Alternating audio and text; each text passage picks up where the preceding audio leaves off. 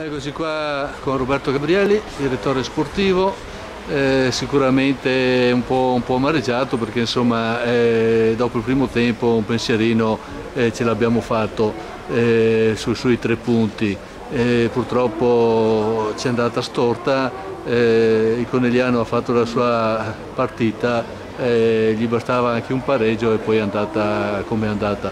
Dovendo fare comunque un sunto e un bilancio anche al di là della partita, come vogliamo chiudere questo campionato, che oggi è l'ultima partita in casa?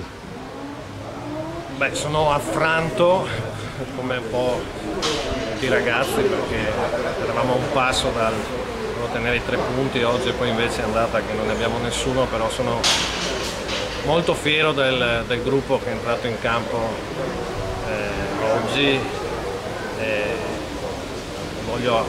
Anche se il campionato non è finito e abbiamo una partita molto dura domenica prossima nel campo, non so i risultati di oggi di una squadra che comunque si giocherà la salvezza contro di noi, non è finito, ma approfitto dell'occasione pur nella sconfitta per ringraziare tutto lo staff tecnico, i giocatori, e per esprimere la mia soddisfazione di appartenere a una società che in 3 anni è riuscita a risalire la china, e oggi è stata una bella partita che il Portogallo ha giocato contro una squadra molto forte, il Conegliano, a cui faccio i complimenti.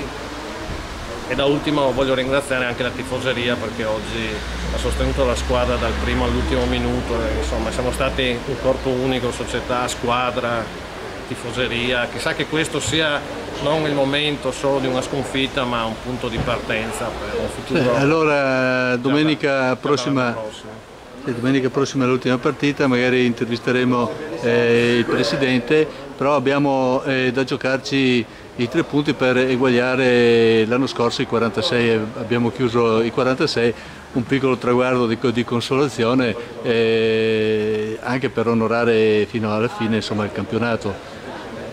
Sì, adesso io non ho visto risultati classifiche, parlo un po' calma. Certamente adesso dobbiamo preparare bene la partita di domenica, perché c'è il rischio un attimo di essere ancora scombussolati dall'incontro di oggi.